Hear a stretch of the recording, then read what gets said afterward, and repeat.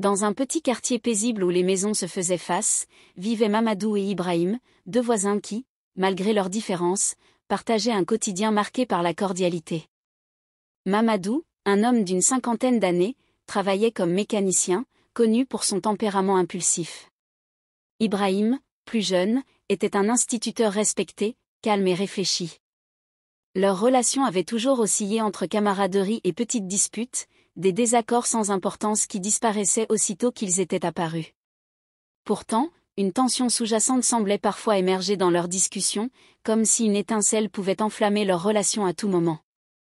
Leur routine était bien huilée, chaque matin, Mamadou sortait tôt pour ouvrir son garage, tandis qu'Ibrahim saluait les enfants du quartier avant de se rendre à l'école. Ils s'échangeaient des salutations brèves, parfois partageant un thé en fin d'après-midi lorsque leurs emplois du temps le permettaient. Un jour, un simple incident vint troubler cette harmonie apparente. Mamadou, rentrant plus tôt du travail, trouva une branche d'arbre tombée sur son véhicule. En colère, il accusa Ibrahim de ne pas avoir taillé l'arbre qui séparait leur maison. Ibrahim, surpris par l'hostilité soudaine de son voisin, tenta d'apaiser la situation, expliquant que l'arbre appartenait à tous les deux et que la chute de la branche relevait d'un accident. Mais Mamadou, fatigué et agacé, prit mal cette réponse. Leur discussion s'échauffa, les mots devinrent plus durs, les voix montèrent. Ce qui n'aurait dû être qu'une broutille semblait réveiller une rancune enfouie depuis des années. Ce soir-là, Ibrahim confia à sa femme que quelque chose avait changé chez Mamadou, qu'il avait vu dans ses yeux une lueur inquiétante, une colère bien plus grande que la situation ne le justifiait. Pendant ce temps, Mamadou, seul chez lui, ressassait l'incident. Il se sentait humilié, persuadé qu'Ibrahim se croyait supérieur à lui. Son orgueil blessé commença à nourrir une rancune silencieuse. Ce n'était que le début d'une escalade qui allait bouleverser leur vie à jamais. Cliffhanger. Mamadou serre les poings en fixant la maison d'Ibrahim par la fenêtre.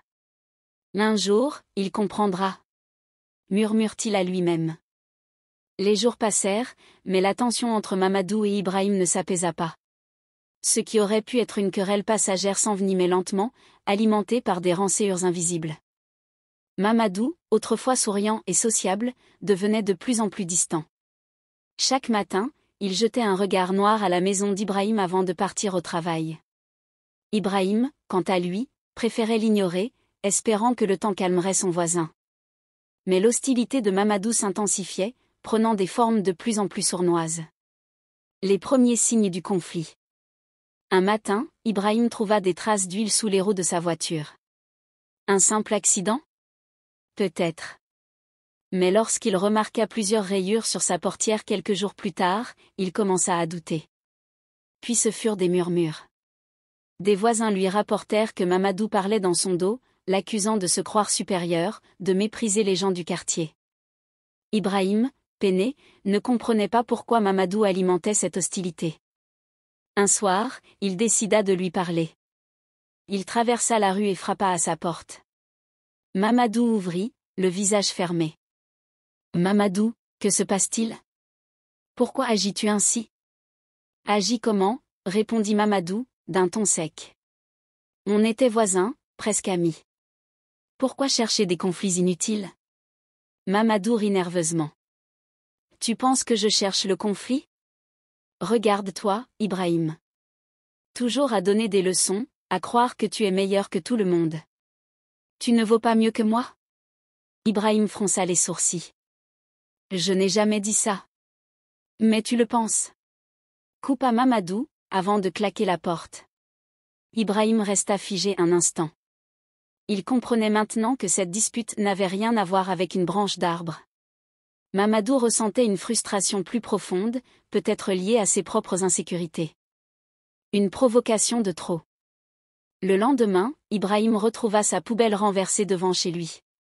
Ce n'était plus un simple malentendu, c'était un acte délibéré. Sa patience avait des limites. Il alla voir Mamadou sur le ton de la colère. « Ça suffit maintenant. Pourquoi fais-tu ça ? Qu'est-ce que tu vas faire, Ibrahim ? Me dénoncer ?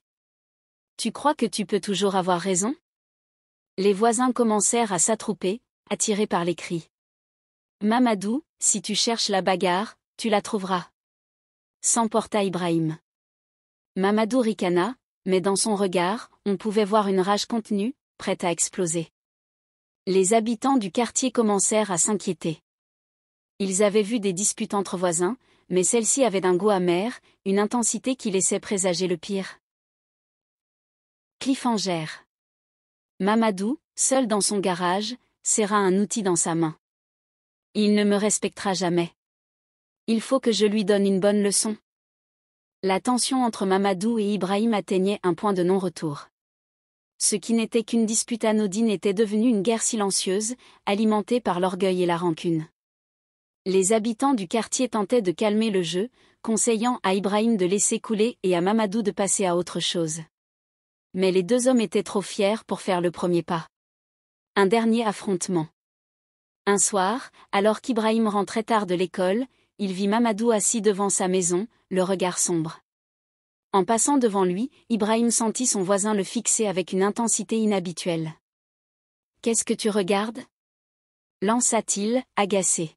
« Toi » Ibrahim soupira. « Mamadou, jusqu'à quand comptes-tu agir ainsi ? Nous sommes voisins, pourquoi continuer cette hostilité ? Parce que tu ne me respectes pas. » Siffla Mamadou en se levant brusquement. Ibrahim fit un pas en arrière. Il voyait dans les yeux de son voisin quelque chose qu'il n'avait jamais vu auparavant, une rage froide, incontrôlable.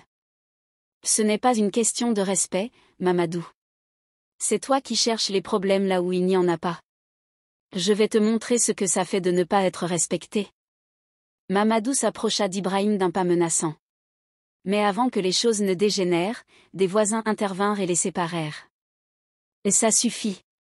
Vous êtes adultes, pas des gamins », s'exclama un vieil homme du quartier. Ibrahim tourna les talons et rentra chez lui, espérant que cette dispute serait la dernière. La nuit du drame. Mais cette nuit-là, Mamadou ne trouva pas le sommeil.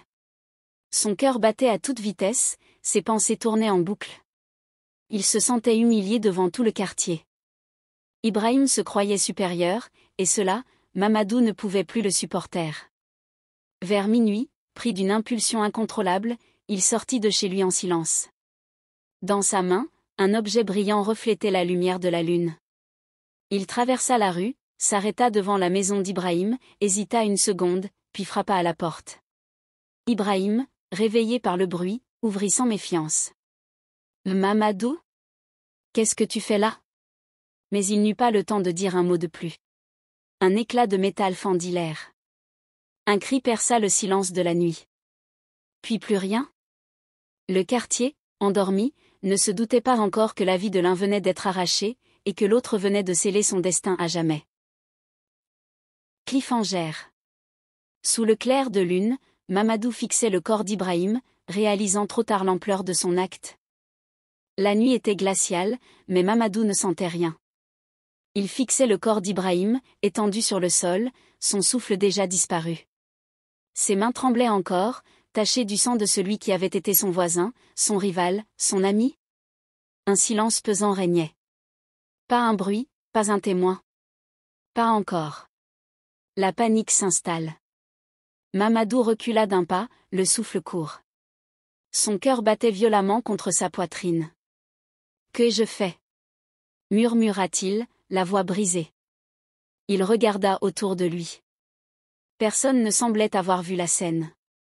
Une idée terrible germa dans son esprit, il devait faire disparaître toute trace de son acte. Il s'accroupit pour toucher le corps d'Ibrahim, mais au même moment, un grincement retentit derrière lui. Une lumière s'alluma dans une maison voisine. Puis une autre. Le quartier s'éveillait. Paniqué, Mamadou se redressa brusquement et courut vers chez lui. Il referma violemment la porte, essaya de reprendre son souffle, mais il était déjà trop tard. Dans la rue, des voix s'élevèrent. « Qu'est-ce qui se passe ? J'ai entendu un cri. Regardez.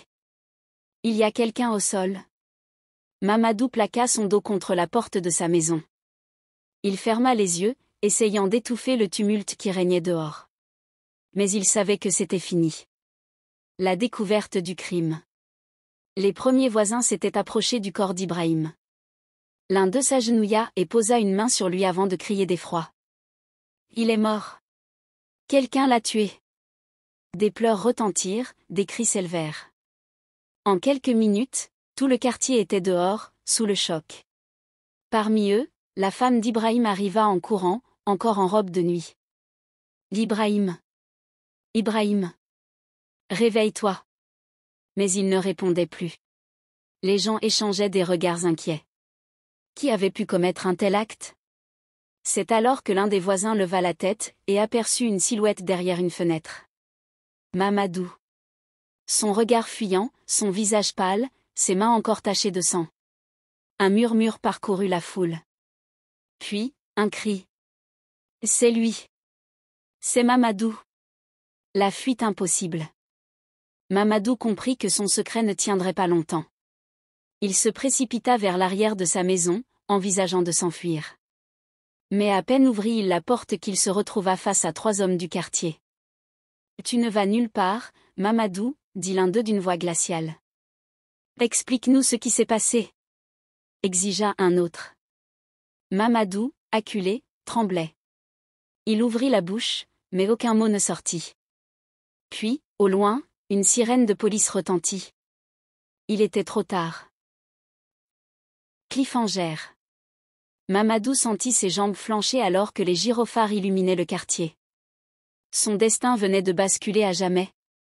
Les sirènes de police résonnaient dans toute la rue, brisant le silence glacial de cette nuit tragique. Mamadou, le souffle court, était acculé devant sa porte, incapable de bouger. Son regard vide fixait le sol, comme si son esprit refusait d'accepter la réalité.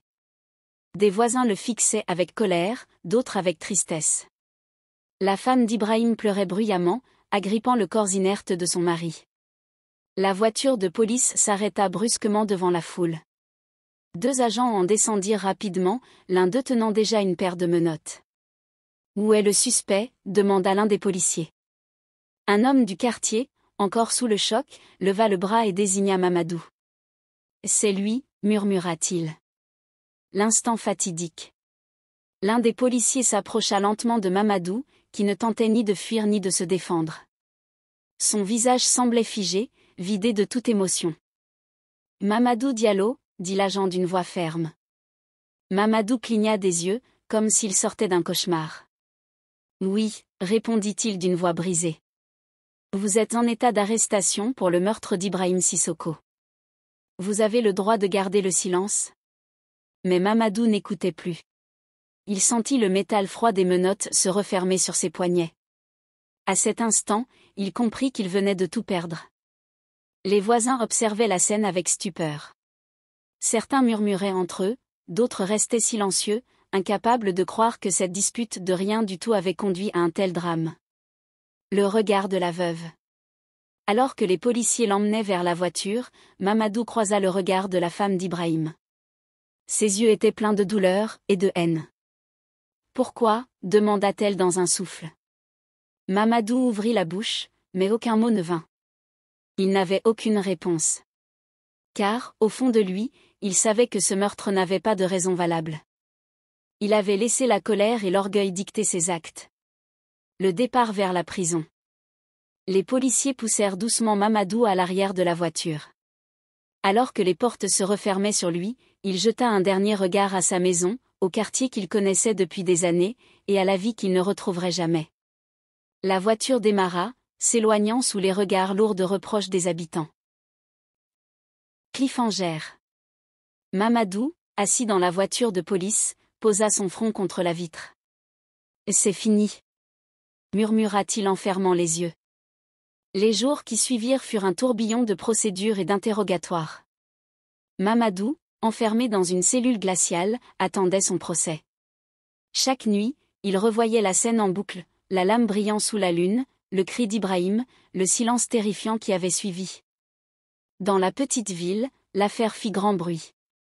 Le meurtre d'Ibrahim, un instituteur respecté, par son propre voisin pour une dispute futile, choquait tout le monde. Les journaux en parlaient, les voisins en discutaient sans cesse. L'audience fatidique. Le jour du procès, Mamadou fut conduit menotté devant le juge. Dans la salle, les habitants du quartier étaient nombreux. La veuve d'Ibrahim était assise au premier rang, le visage fermé, ses yeux rougis par les larmes. Le procureur ne tarda pas à exposer les faits. Mamadou Diallo a assassiné Ibrahim Sissoko de sang-froid, pour une querelle insignifiante. Il a privé une femme de son mari, un enfant de son père, un quartier d'un homme bon et juste. Son crime est impardonnable. Mamadou, silencieux, écoutait sans réagir. Il savait qu'il était coupable. Son avocat tenta une défense timide, parlant d'un accès de colère, d'un moment d'égarement. Mamadou n'est pas un criminel. C'est un homme qui a perdu le contrôle, qui regrette profondément son acte. Mais dans la salle, personne ne semblait prêt à pardonner. Le verdict. Après plusieurs heures de délibération, le juge revint avec sa décision. La salle retint son souffle. Mamadou Diallo, vous êtes reconnu coupable de meurtre avec préméditation. Vous êtes condamné à la réclusion à perpétuité. Un murmure parcourut la salle. Mamadou baissa la tête. Il n'y avait plus d'échappatoire. Il jeta un dernier regard à la veuve d'Ibrahim. Elle ne pleurait plus. Son regard était dur, sans pitié. Les policiers s'approchèrent de lui pour l'emmener. Attendez. Tous les regards se tournèrent vers la femme d'Ibrahim. Je veux lui parler. Le juge hésita, puis hocha la tête. Elle s'approcha lentement de Mamadou. Pourquoi ? Demanda-t-elle à voix basse. Mamadou ouvrit la bouche, mais aucun mot ne vint. Tu as détruit ma vie, et la tienne. Il baissa les yeux, incapable de soutenir son regard. Elle le fixa un long moment, puis tourna les talons sans un mot de plus. Les policiers l'entraînèrent hors de la salle. Dans le couloir sombre qui menait aux cellules, Mamadou comprit enfin l'ampleur de son erreur. Il avait tout perdu, pour rien. Cliffhanger. Mamadou, enfermé dans sa cellule, leva les yeux vers le plafond. Si seulement j'avais su. Murmura-t-il, une larme coulant sur sa joue. Les jours devinrent des semaines, les semaines des mois. Enfermé entre quatre murs, Mamadou avait tout le temps de réfléchir à son erreur. La prison n'était pas seulement un lieu de privation de liberté. C'était un endroit où le passé revenait hanter chaque instant. Chaque nuit, Mamadou revoyait le visage d'Ibrahim, le regard choqué au moment où la lame avait frappé. Il aurait pu éviter cela. Il aurait pu tourner la page, ignorer la dispute. Mais son orgueil avait pris le dessus. Un dialogue inattendu. Un jour, alors qu'il était assis dans la cour de la prison, un vieil homme, un ancien détenu, s'approcha de lui. « Tu réfléchis à ce que tu as fait, n'est-ce pas ?» Mamadou hocha la tête sans répondre. « J'ai été comme toi, il y a des années. J'ai tué un homme dans un moment de colère. Et regarde où j'en suis. Regarde où toi aussi, tu en es. » Mamadou releva lentement les yeux. La colère est une arme qui se retourne toujours contre celui qui l'utilise, mon garçon. Tu avais le choix. Mais tu as choisi la pire des issues. Mamadou sentit son cœur se serrer. Il savait que le vieil homme avait raison.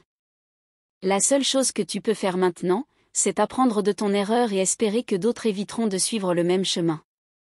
Les regrets éternels. Les années passèrent. Mamadou s'était fait discret en prison, évitant les conflits, méditant sur sa faute. Il n'y avait pas un jour où il ne regrettait pas. Un jour, il reçut une lettre. Elle venait du fils d'Ibrahim. « Je n'ai jamais compris pourquoi tu as tué mon père. Mais j'ai décidé de ne pas te haïr. La haine n'amène que la destruction, et je refuse de tomber dans ce piège. J'espère que tu trouveras la paix en toi. » Mamadou pleura en lisant ces mots. Le fils d'Ibrahim avait compris ce que lui, dans son arrogance, n'avait pas compris avant qu'il ne soit trop tard, la haine ne mène qu'à la perte. La leçon de vie. Mamadou passa le reste de sa vie en prison, rongé par le remords. Il raconta son histoire aux nouveaux détenus, espérant que, au moins, tirerait une leçon de son destin tragique. Il n'avait qu'un message à transmettre. Ne laissez jamais la colère et l'orgueil dicter vos actes. Un instant d'égarement peut détruire plusieurs vies.